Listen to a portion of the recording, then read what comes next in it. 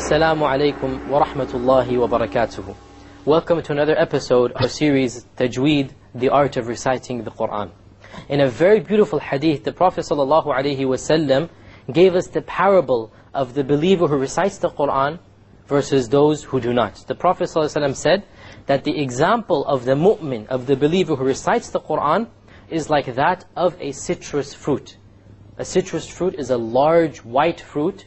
Okay, the Prophet ﷺ said that his example of the believer who recites the Quran is like that of a citrus fruit. Its fragrance is sweet, and it is also sweet to eat. So the believer, when he is around other people, the people enjoy being with him. And they like his company. And they benefit from him because his fragrance is sweet, spiritually. And when they get to know him better, they also find he is a good person at heart. Because he is sweet from the inside as well. The Prophet went on, he said, the example of the believer who does not recite the Quran is like that of a date, a dried up date. It has no fragrance, but it is still sweet to eat. So the believer who does not recite the Quran, he is not evil, but his good is of a lesser level than the one who does. So a person, maybe he will not get to know him that well initially because he has no fragrance to him. But when he does get to know him, he will find that he is a good person at heart. And the example, the Prophet said, of the hypocrite who recites the Quran is like that of a rayhana, or a type of basil. A rayhana, the Prophet said, its fragrance is very sweet, but it is bitter to eat. So the hypocrite, when he mixes with society, people might think he's a good person because he's reading the Quran. But when you get to know him, you will find that he is evil at heart. And then the final parable the Prophet ﷺ gave is that of the hypocrite who does not recite the Quran. He said he is like a handala. A handala is a small seed, which the Prophet described it. It has no smell to it, and it is also bitter to taste. So this is the example of the hypocrite who does not recite the Quran. He has no benefit to society, even in and of himself. He is an evil person. The purpose of this example is so that we strive to be like the citrus fruit. The believer who recites the Quran, he benefits others and he benefits himself. People like to be with him and they like to get to know him. And of the ways we can become like this person is to recite the Quran properly. And this is the purpose of the show, how to recite the Quran properly. In our previous episode, we had discussed various letters that emanate from the tongue, and we had discussed 7 areas of the tongue where letters come from. Today we will finish up the remaining 5 of them and talk about other letters that come from the tongue.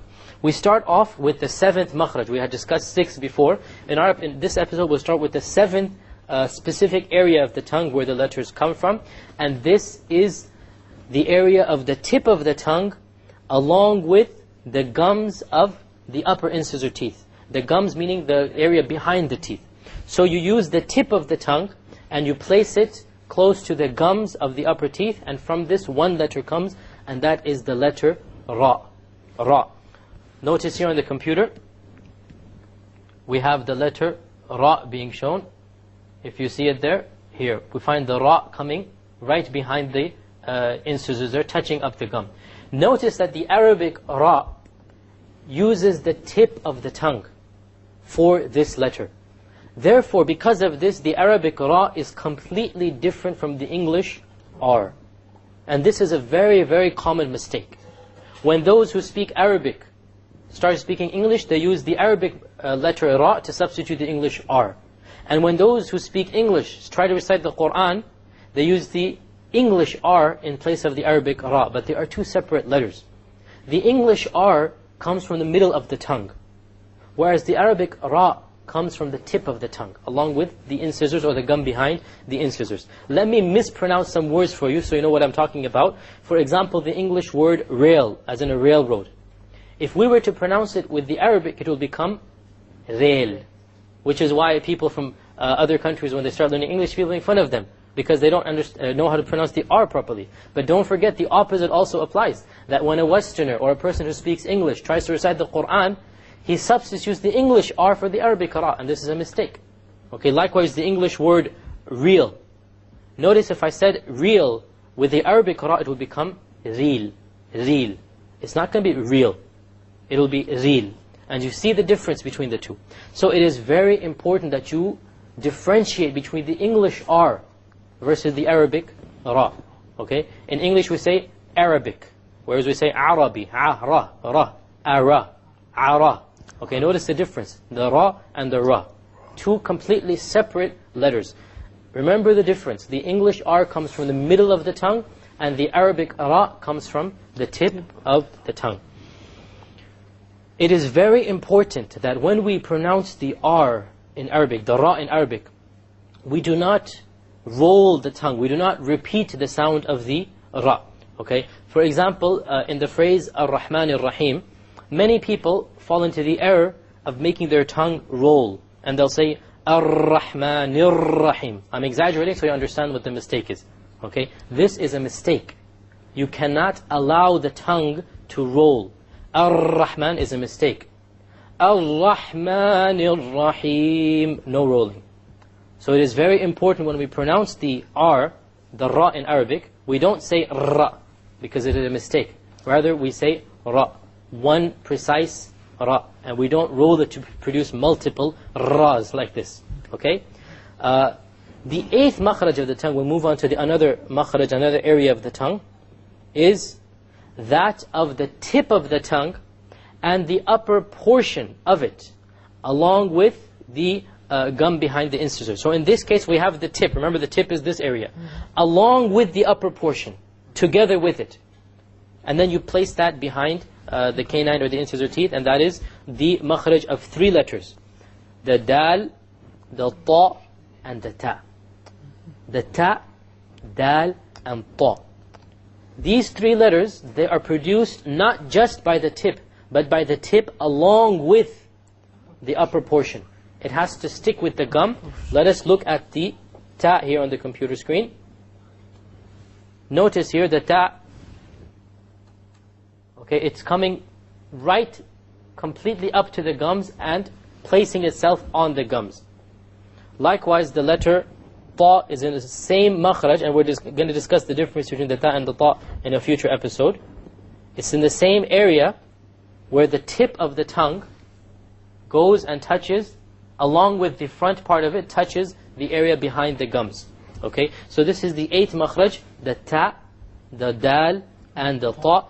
Once again, the dal is different from the English d. This is very similar, but it's still different.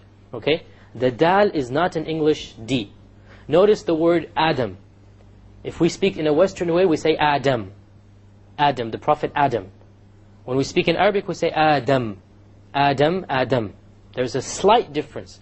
The difference is that the English D only uses the tip.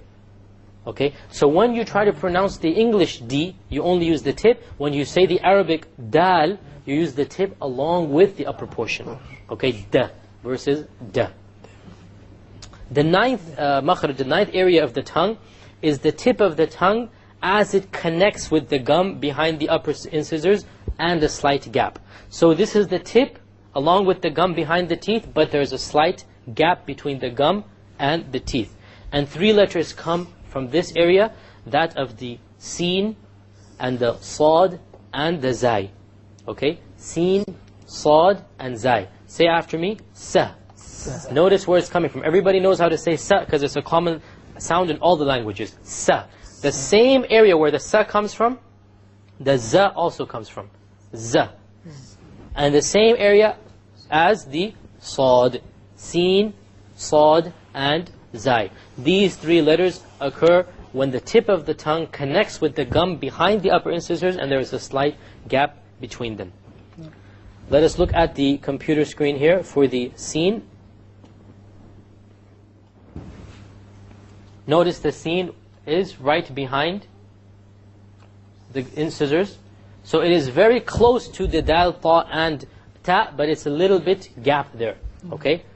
Sa. There's a little bit gap between the tip and the actual gums. And we said three letters come from this area, the Sin, the Sad, and the Zai. This leads us to the final area of the tongue, and that is the upper surface of the tongue along with the tip of the two incisors. In this case, the tongue will actually go outside of the incisors, unlike in all of the other letters. Okay? And there are three letters that come from here, the Tha, the Dhal, and the Dha. Okay? Notice the tongue will be outside of the incisors by a millimeter if you like. Tha. Say Tha. Tha. Notice the tha, where is your tongue now? It's not inside as it was with the sin and all the other letters. It's actually outside a little bit. It's protruding by a very small amount. Tha. Okay? Let us look at the computer visualization of that. Here. Notice, very clearly you see the tongue moving outside of the incisors in the tha. Okay? The same applies to the dhal. For the dhal as well, we find that the tongue actually goes outside. So the difference then between the za and the dhal, again many people mess this up. The difference between that is that the zai occurs where? Inside the mouth, by touching the gums. Whereas the dhal, the tongue will be outside of the mouth. Okay? And the same applies with the dha and the tha. Okay? So these are the 10 makharij, or the 10 areas of the tongue where letters come from. As a practice recitation, let me recite to you Surah Al-Zilzal. You will find a lot of these letters there.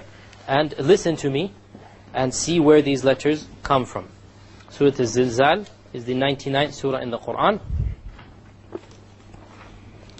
أعوذ بالله من الشيطان الرجيم بسم الله الرحمن الرحيم. Notice the 2 R's with the shadda on them in the Rahman. I didn't roll them.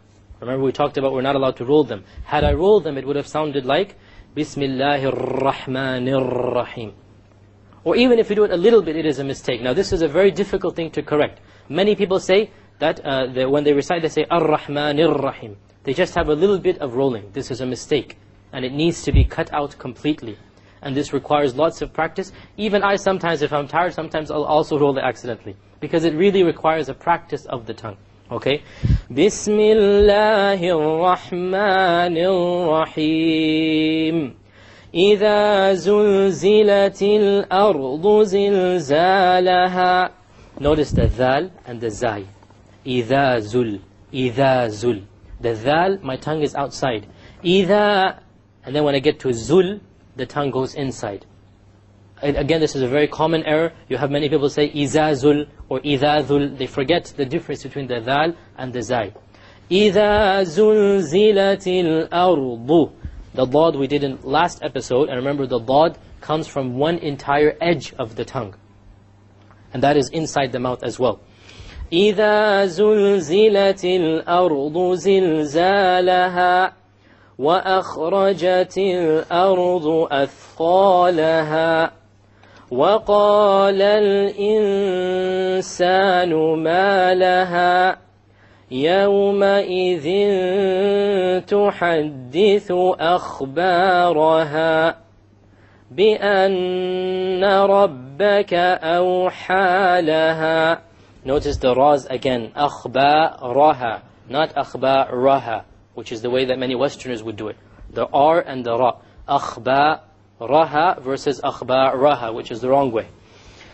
يَوْمَئِذٍ تُحَدِّثُ أَخْبَارَهَا بِأَنَّ رَبَّكَ أَوْحَى لَهَا. Notice the ha and the ha. We covered this in a previous episode as well. What is the difference? Who can remind me? The ha comes from where? The lowest. No, from the middle. No, not the lowest. The middle. The ha comes from the middle. What comes from the lowest? The ha. Exactly. Okay. So listen to it again. بِأَنَّ رَبَّكَ أَوْحَى لَهَا. أَوْحَى لَهَا. The ha comes from lower and the ha comes from higher.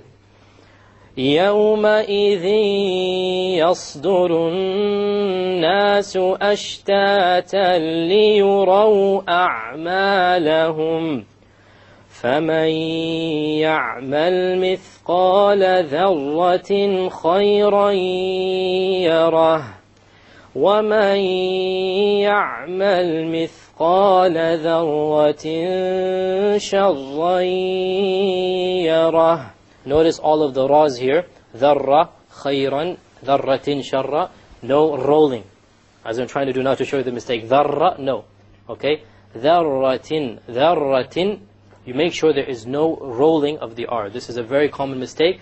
And as I said, it is something which requires practice, and it requires someone to listen to you to make sure that you don't fall into that mistake. With this we come to the conclusion of today's episode. Until next time, we hope to see you then. Wassalamu alaikum wa rahmatullahi wa barakatuh.